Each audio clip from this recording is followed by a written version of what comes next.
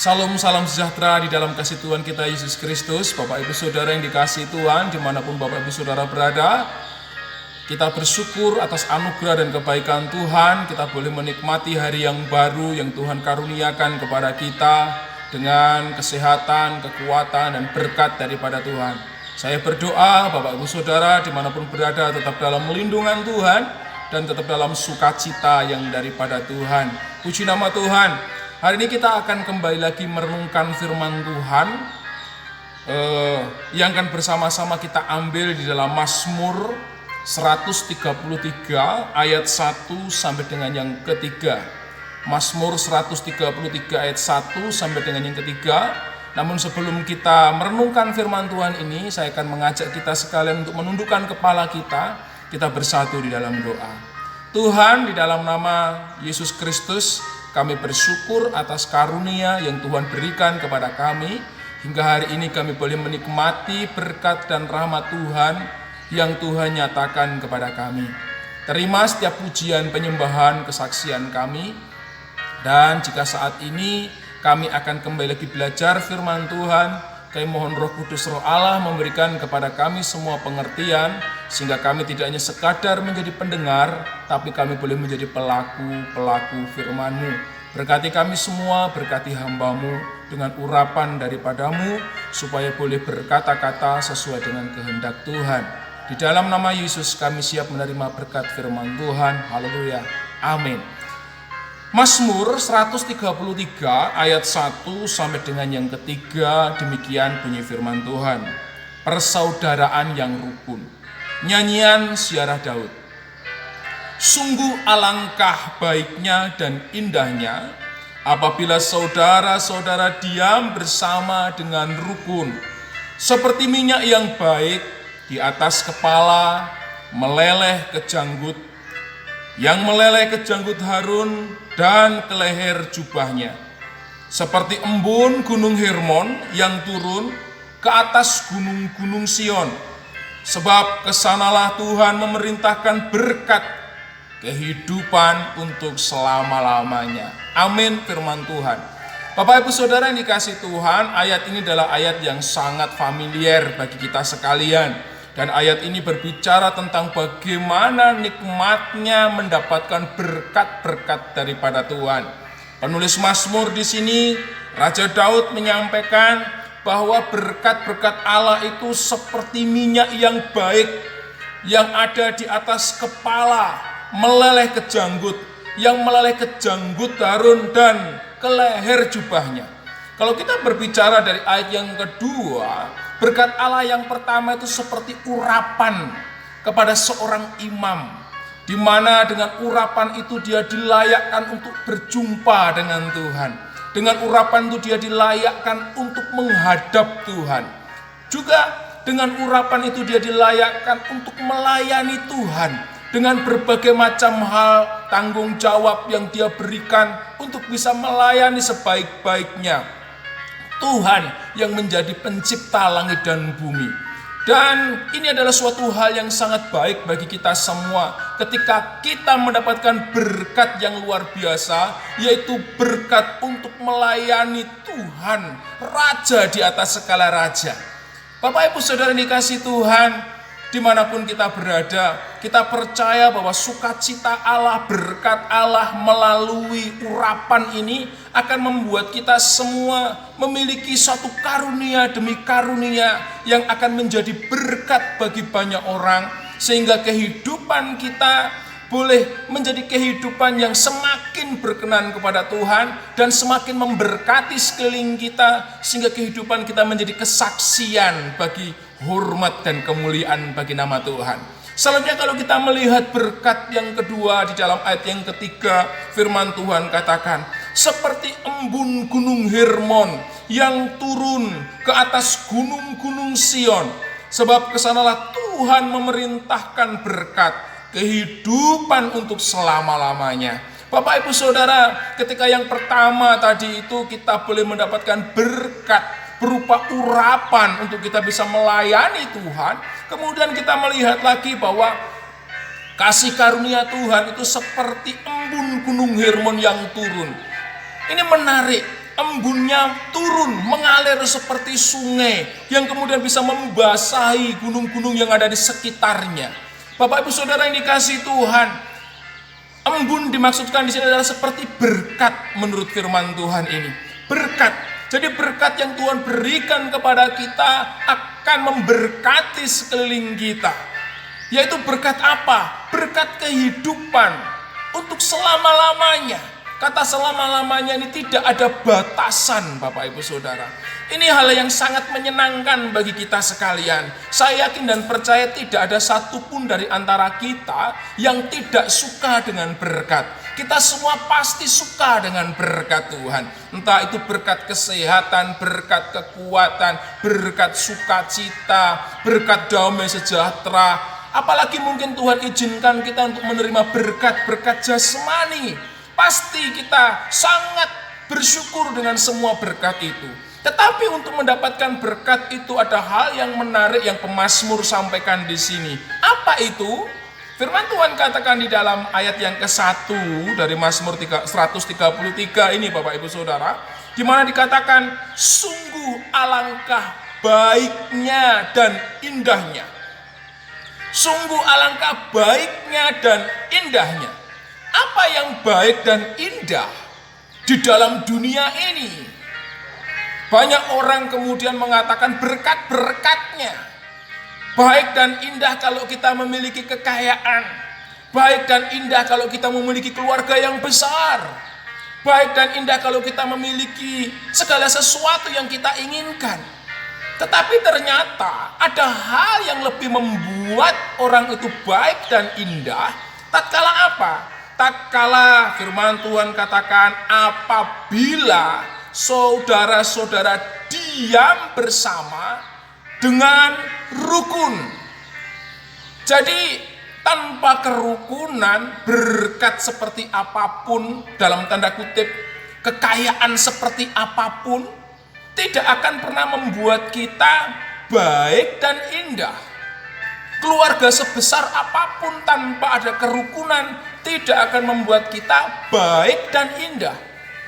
Harta kekayaan sebanyak apapun tanpa kerukunan tidak akan membuat kita baik dan indah. Sehingga kita akan sulit untuk menikmati sukacita berkat daripada Tuhan.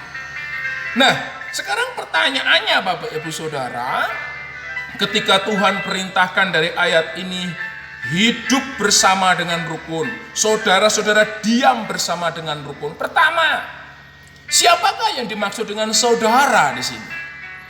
Bapak Ibu Saudara yang dikasihi Tuhan, kadangkala kita salah dalam menanggapi siapa saudara kita. Memang Tuhan pernah membuat sebuah perumpamaan tentang orang Samaria yang baik hati. Tatkala para murid bertanya, siapakah sesamaku manusia? Ketika Tuhan katakan siapakah sesamaku manusia, maka Tuhan mengatakan bahwa sesama manusia kita ya siapa saja. Dalam hal ini orang yang kita anggap musuh sekalipun, yaitu orang Samaria, itu adalah sesama kita. Bahkan Samaria kemudian ketika dia melihat orang yang dalam celaka, dia menolong, dia membantu. Itulah sesama kita manusia. Tetapi kalau kita kembali lagi kepada Mazmur di sini, Bapak Ibu Saudara yang dikasihi Tuhan, kata saudara-saudara di dalam bahasa yang digunakan pemazmur, ya, ini ternyata berbicara tentang sebuah kata kerja, kata benda, yang menunjukkan sebuah gender, yaitu maskulin. Ketika kita melihat kembali tentang apa yang dipahami oleh pemazmur, Bapak Ibu Saudara yang dikasihi Tuhan, pada masa-masa Daud selalu ada istilah orang bersunat dan orang tidak bersunat. Nah, yang dimaksud dengan saudara-saudara dalam pandangan Mazmur ini, yang pertama adalah saudara-saudara sekaumnya. Kemudian saudara-saudara yang dalam tanda kutip orang-orang bersunat.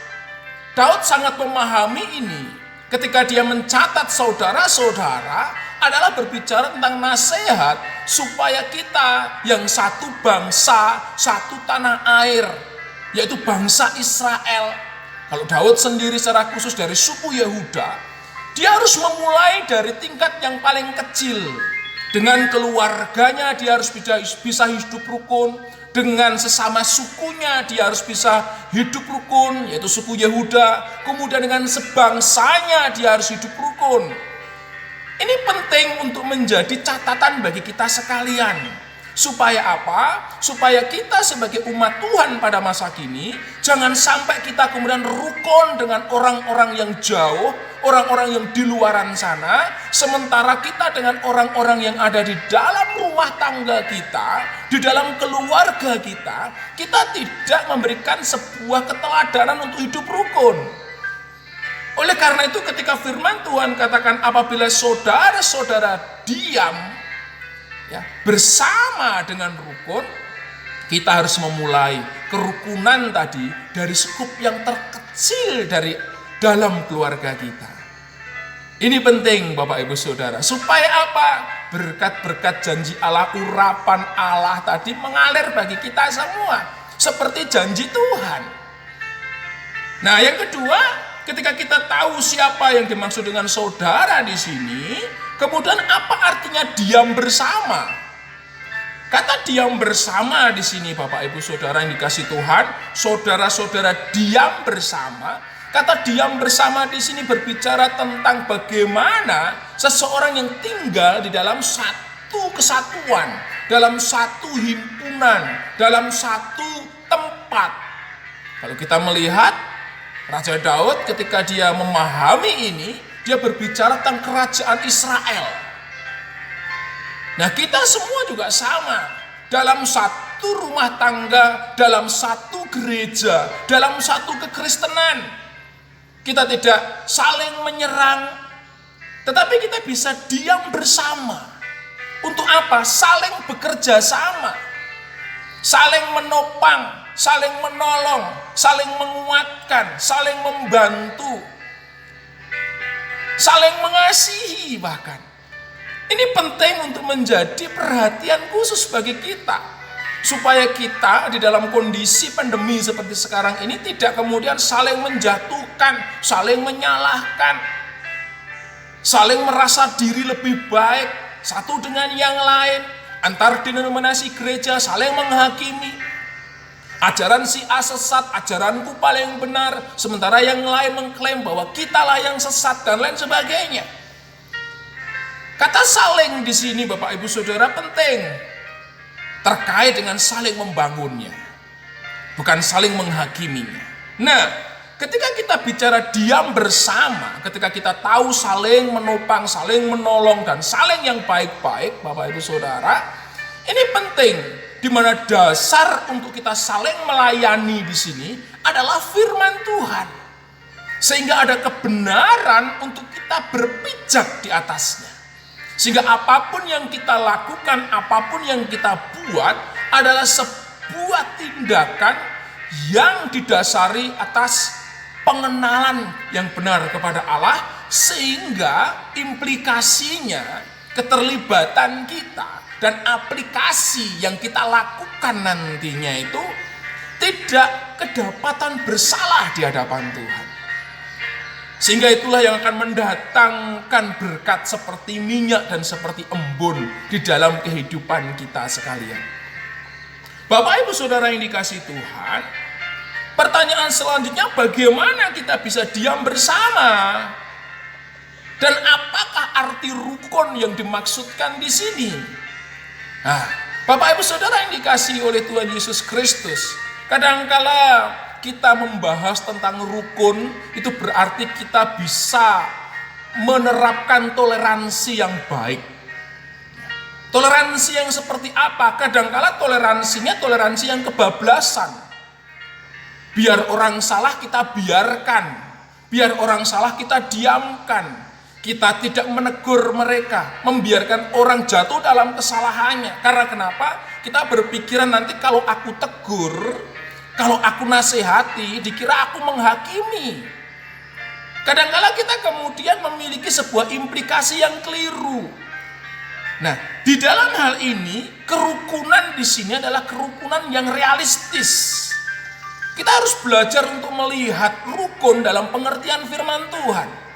Kita melihat dalam sejarah perjanjian lama, Daud ketika dia mendengarkan perintah Tuhan untuk memerangi sebuah bangsa, maka ketika Tuhan katakan musnahkan, Daud akan musnahkan itu.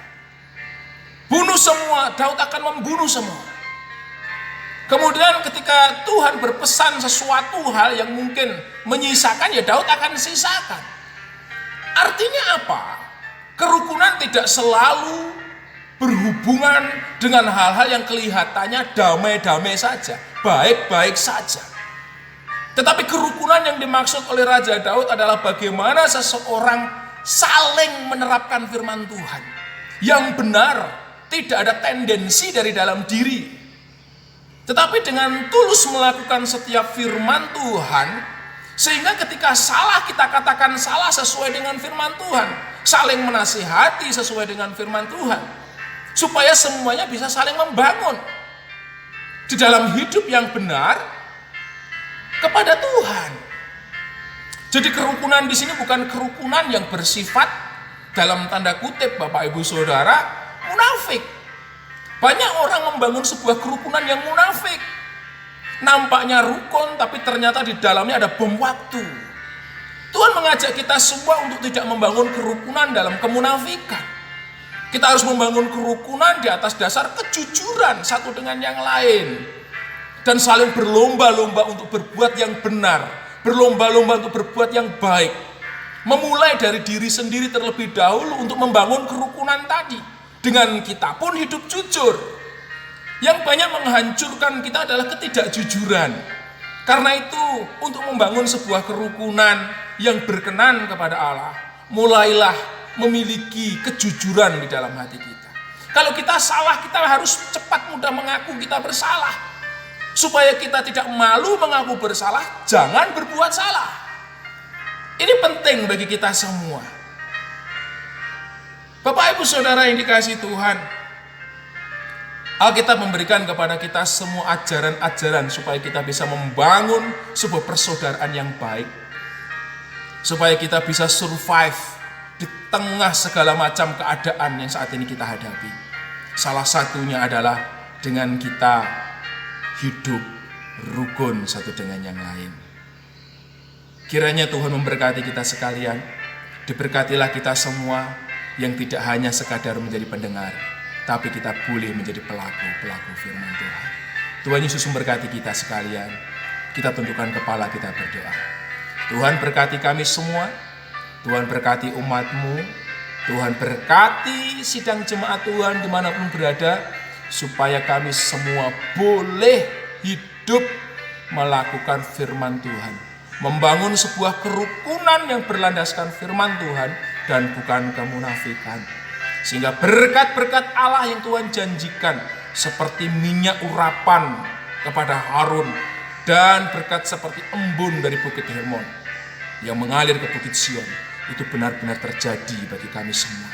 Dan kehidupan kami boleh menjadi berkat di dalam rumah tangga kami, di dalam suku kami, di dalam gereja kami, di dalam bangsa ini, dimanapun kami berada.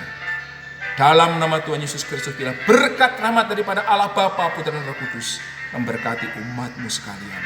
Demi nama-Mu Tuhan Yesus Kristus kami sudah berdoa. Haleluya. Amin. Tuhan Yesus memberkati kita sekalian. Selamat beribadah.